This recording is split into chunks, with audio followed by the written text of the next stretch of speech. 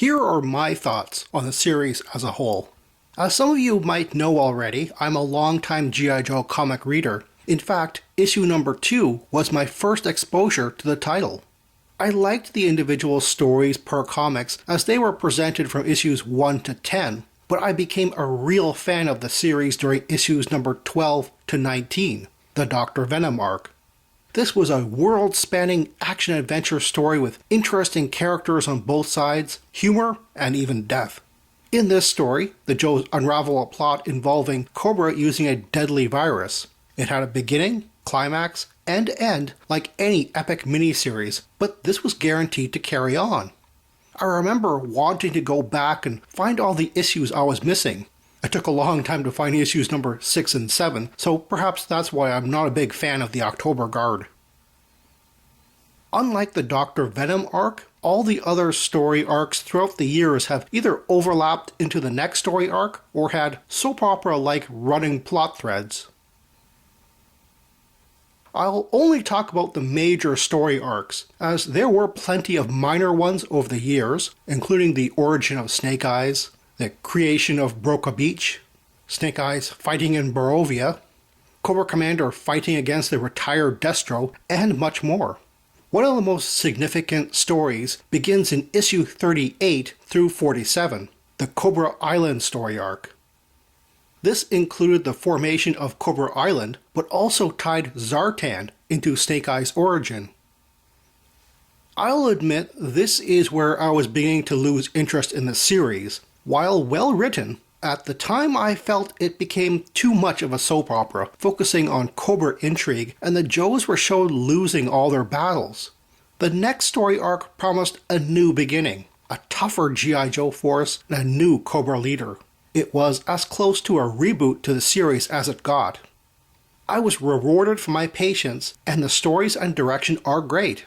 As an adult looking back, I can see why Larry Hama focused on the bad guys. They were a constant few, and not an ever-growing roster like the Joes. Issues number 54 through 68 is the Drome story arc. After Serpentor takes over Cobra leadership, he sells the paranoia-inducing Dromes worldwide. Having this tie back all the way from issue number 2, my first and favorite Joe comic, was particularly nice. This is also the last time Snake Eyes is shown as an interesting, vulnerable human being. Not to be picky, but if I wanted to read about a lone superhero using military gear, I'd read The Punisher. Anyway, this arc also contained the nail-biting story of a Joe team imprisoned and disavowed. Issues 72 through 78 is the Cobra Civil War arc. Fred 7, in disguise as Cobra Commander, challenges Serpentor for leadership, and the Joes face the consequences of backing the losing side. Serpentor is killed in this story, many fans rejoice, and my favorite bad guy, Destro, now leader of the Iron Grenadiers, later takes over Cobra. Issues number 93 through 97 is the Snake Eyes story arc.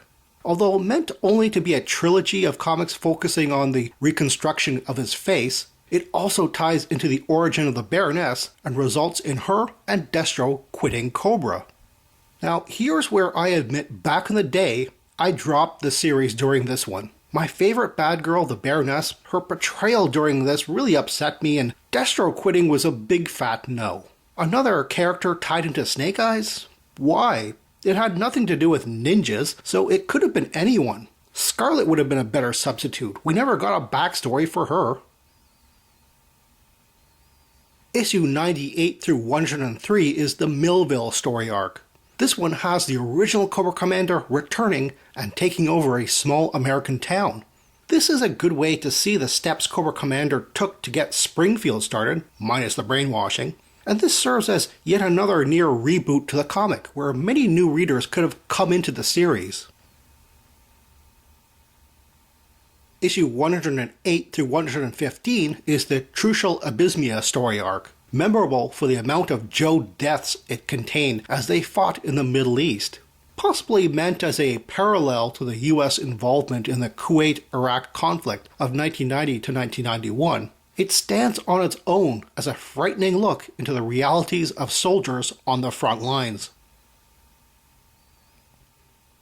Issues 124 through 134 is the Firefly story arc.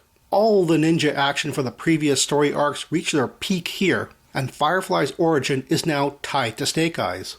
I really don't know if this was intentional on Larry Hama's part, but it seems like he never took the Firefly character seriously. There's certainly a lot of unintentional humor surrounding the ninja-heavy story arcs that I'm now seeing with adult reader eyes. Issues 138 through 142 is the Transformers Generation 2 story arc. As the name implies, it reintroduces the Transformers, and Megatron is rebuilt by Cobra. Oddly, this has more far-reaching importance to the Transformers universe than it does to G.I. Joe. As I'm not a Transformers comic reader or fan, I don't know how much the fandom accepts these events as canon. And, finally, issues 146 through 151 is the Invasion of Vokuku Land story arc, which never gets resolved to the sudden cancellation of the series. Destro, Baroness, Storm Shadow, Billy, and Zartan return to the Cobra fold, and their fates are up in the air. Personally, I wish this one took place earlier. Seeing all the old classic Cobra villains working together against G.I. Joe was great. Too bad we have to wait almost 20 years for Larry Hama to return to this universe to officially answer what happened after this story arc and why the G.I. Joe unit was deactivated. I do apologize if I skipped over any arc that you thought was significant to warrant a mention, but as I said, there were many mini story arcs that happened between the major ones that altered the direction of the series.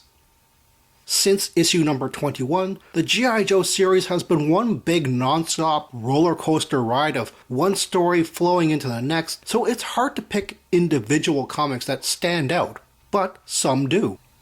Issue number 21, Silent Interlude, which I've already reviewed on its own, is one such comic.